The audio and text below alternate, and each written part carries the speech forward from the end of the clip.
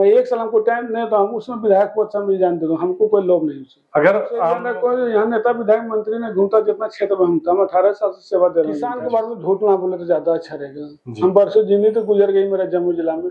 किसान सबसे पहला पेयजल और स्वास्थ्य दो भारी समस्या उसको देखते हैं। जब क्षेत्र में योजना लागू किया है लेकिन उसको धरातल पे बहुत अच्छा उसको सक्सेस नहीं कहा जाता। सरकार तो खर्च कर दिया, उसको कहाँ चालू हुआ कहाँ खराब हुआ उसको देखने वाला कोई नहीं है। जमुई जिला का झाझा विधानसभा क्षेत्र, हमारे साथ डॉक्टर नीरज कुमार शाह है जो पेशे से चिकित्सक है और हड्डी के अच्छे और बड़े डॉक्टर हैं, आरजेडी के डिवोटी वर्कर हैं और झाझा विधानसभा के प्रबल दावेदार हैं। बैस समाज से आते हैं। निश्चित तौर पर बिहार में विधानसभा चुनाव होना है और 2025 का वो चुनाव जो होगा वो बीजेपी, आरजेडी या फिर एनडीए या महागठबंधन के लिए बिल्कुल आसान नहीं है। उसका सबसे बड़ा कारण यह है कि इस बार का विधानसभा सीट मैक्सिमम जगह पे वही आदमी जीत के आ सकता है जिसका व्यक्तिगत अपना जनाधार हो, अपनी एक ग्रिप हो और व्यक्तिगत पहचान हो लोगों के बीच। अगर जिस आदमी का 15 से 20 हजार व्यक्तिगत वोट होगा उसके लिए विधानसभा का चुनाव जितना आसान होगा, चाहे वो किसी भी गठबंधन से आते हैं। डॉक्टर नीरज कुमार शाह आरजेडी के डिवोटी वर्कर हैं और झाझा विधानसभा में काफी सक्रिय है। इनसे जानेंगे कि आज भी जो झाझा की मूलभूत समस्या है उसकी क्या स्थिति है। झाझा विधानसभा के जो वर्तमान विधायक हैं वो बिहार सरकार के बहुत ही चहेते कहे जाते हैं, बावजूद उसके यहाँ की जो मूलभूत समस्या उसका समाधान नहीं हो पाया, चाहे वो स्वास्थ्य की हो, शिक्षा की हो, जल जमाव की हो, पेयजल एक गंभीर समस्या है उसकी हो। और दुर्भाग्य है कि झाझा स्टेशन के बगल में एक बड़ा सा तालाब है, अगर उसको सौंदर्यीकरण अगर कर दिया जाता तो निश्चित तौर पे कई लोगों का परिवार चलता, रोजगार चलता और पर्यटन का एक स्थल होता है। लेकिन जो विधायक है वो शायद सीधे तौर पे अपने विकास पे रह गए, क्षेत्र और आम लोगों के विकास पे ध्यान नहीं दिए और यही कारण है कि इस बार बहुत ज्यादा विरोध देखने को मिलता है। इनसे जानेंगे डॉक्टर साहब से कि जब ये क्षेत्र में जाते हैं और आखिरी पंक्ति के लोगों के बीच जाते हैं जिनको सरकार मुख्यधारा में जोड़ने की बात करती है, उनकी क्या स्थिति है। आप झाझा विधानसभा से संबंध रखते हैं, आपका वो जन्मभूमि और कर्म भूमि दोनों है, पेशे से आप डॉक्टर भी हैं, तो निश्चित तौर पे अपना बिजी शेड्यूल निकालने के बावजूद लोगों के सुख दुख में खड़े रहते हैं। झाझा में आज भी सबसे बड़ी और गंभीर समस्या क्या मानते हैं जिसका समाधान विगत कई वर्षों में नहीं हो पाया? देखिए, सबसे पहला पेयजल और स्वास्थ्य दो भारी समस्या उसको देखते हैं। जब क्षेत्र में घूमते हैं पेयजल के लिए जो सरकार तो घर घर नल योजना लागू किया है लेकिन उसको धरातल पे बहुत अच्छा उसको सक्सेस नहीं कहा जाता कुछ जी। हमको लगता है कि अब जहाँ पे गलतियां रही हो, यहाँ तो हमारे प्रशासन का या जनप्रतिनिधि का, सरकार तो खर्च कर दिया, उसको कहाँ चालू हुआ कहाँ खराब हुआ उसको देखने वाला कोई नहीं। वैसे उसको देखने वाला कोई नहीं। आज भी आपके यहाँ स्वास्थ्य और शिक्षा एक गंभीर समस्या है, कहें तो पूरे बिहार की समस्या है। लेकिन अगर एक विधायक की इच्छा शक्ति हो या फिर ये कहें कि सांसद और विधायक दोनों एनडीए से आते हैं, डबल इंजन की सरकार से आते हैं, बावजूद उसकी स्थिति अच्छी नहीं है। देखिए क्या बोल रहे हैं कि हमको लगता है जो प्रतिनिधि बन रहे हैं ना वो सिर्फ एक तरह से क्या ठेकेदारी प्रथा नहीं कहिए, बस हमको वही करने में मिलता है, इसको ये टेंडर यहाँ दे दो, उससे अपना जो फायदा वो वही करो। बेसिक जो सुविधा होनी चाहिए, बेसिक समस्या क्या है, शिक्षा स्वास्थ्य पेयजल, ये बेसिक सुविधा यही है। और यहीं पर हमको कमजोरी दिखता है, जब क्षेत्र में हमको बड़ा अफसोस होता है कि सरकार इतना खर्च के बाद भी अभी समस्या जो तो बनी रहती है, मुझे हमको बहुत तकलीफ लगता है। और जनप्रतिनिधि बनता तो मैं विश्वास कि निश्चित है कि जो बेसिक समस्या उसको जरूर दूर करूंगा। एक विधायक तो मैं कर सकता हूँ, उसमें शक्ति रहता है विधायक के पास। एक विधायक की अगर इच्छा शक्ति हो तो असंभव कुछ भी नहीं है।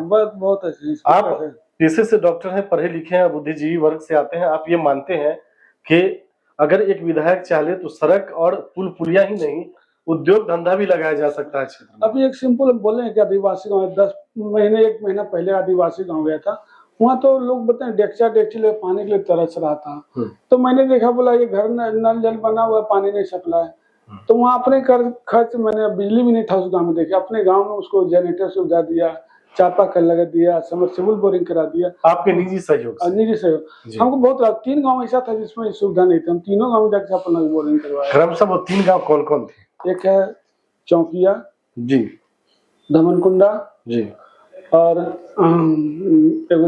कुशी तरी, 3 जगह। तो ये जो गांव है आज भी आजादी के बाद कहा जा सकता है कि लोग बिजली देख नहीं पाए थे। पहले क्या हुआ कनेक्शन किया है, तार कटा हुआ है ना, समय तार नहीं जोड़ा गया, पोल खड़ा हुआ, तार नहीं जोड़ा गया, बहुत कुछ कुछ छोटा सा प्रॉब्लम करने से पड़ा हुआ है। वहाँ सार्वजनिक शौचालय की व्यवस्था आज भी आपके बिल्कुल नहीं, सार्वजनिक शौचालय है ही नहीं किसी गाँव में।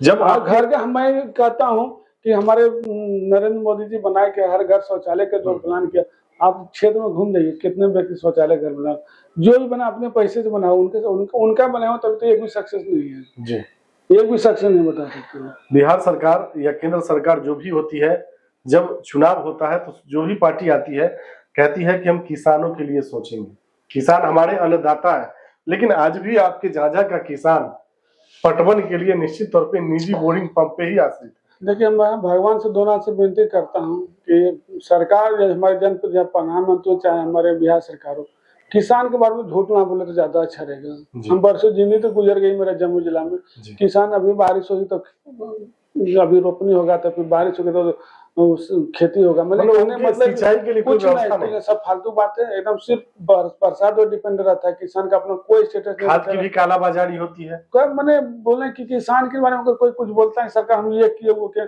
सब बेवकूफी वाला बात। तो क्या डॉक्टर नीरज कुमार सिंह भी अगर कोई वादा करते हैं तो वैसा ही रहेगा? देखिए, एक चीज बता रहा हूँ, किसान सरकार हर सुविधा दे रही है, लेकिन उसको मोटिवेट करने का इम्प्लीमेंट नहीं हो पाता, हम बता रहे हैं, इम्प्लीमेंट नहीं होता।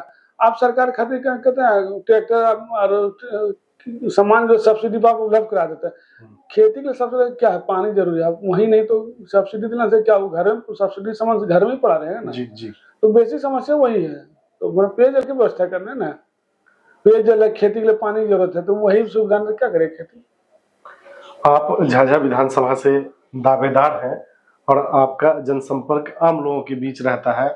जब आखिरी पंक्ति के लोगों के पास जाते हैं, जो दलित और महादलित बस्ती के लोग होते हैं, जिनके बारे में सरकार ने कहा कि हम 3 डिसमिल जमीन का बासगीत पर्चा भी देंगे, वैसे लोगों की क्या है? अभी हम कुछ नहीं मिला। हम तो क्षेत्र में तो हम घूमते रहते, हमसे ज्यादा कोई यहाँ नेता विधायक मंत्री ने घूमता जितना क्षेत्र में हम था। हम 18 साल से सेवा दे रहे हैं जनता, और मेरा क्षेत्र में हमेशा घूमना रहता है। तो इसलिए सब जो दिखता, भाषण देना बहुत धरातल में कुछ नहीं है। आप तो कभी चाहे तो क्षेत्र में घूम सकते हैं, किसी क्षेत्र में खुद पता चलते हैं क्या।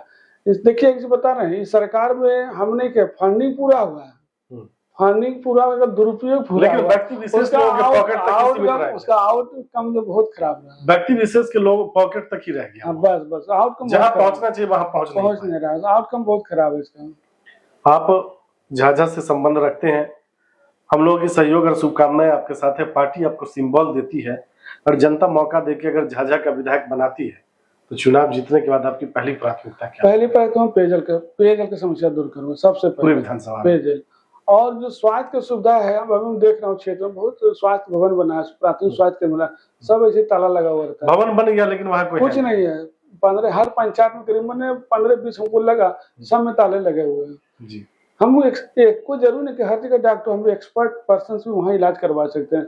और मैं विश्वास दिलाऊं, ज्यादा ना 6 महीने हमको पब्लिक मौका दे, हम पेयजल और स्वास्थ्य जो काम करूँ वो देखने को खुद मिले लोग। मैं कहता हूँ हमको 1 साल मौका दे, अगर नहीं अगर काम नहीं कर पाए, मैं उसके मैं अपने पार्टी से रिजाइन, क्या पोस्ट रिजाइन दे दूंगा। मैं लोगों को बोलता है, अगर नहीं निभा पाया, मैं 1 साल हमको टाइम नहीं, तो हम उसमें विधायक पद से रिजाइन दे दूंगा, हमको कोई लोभ नहीं उससे। अगर आम लोगों का विकास नहीं हुआ, समस्याएं दूर नहीं हुई, तो ये आप आश्वस्त करते हैं अपने पार्टी और क्षेत्र दोनों को कि अगर इस पे काम नहीं हुआ और सुधार नहीं हुआ तो हम रिजाइन करें। 1 साल टाइम, बस 1 साल का टाइम चाहिए।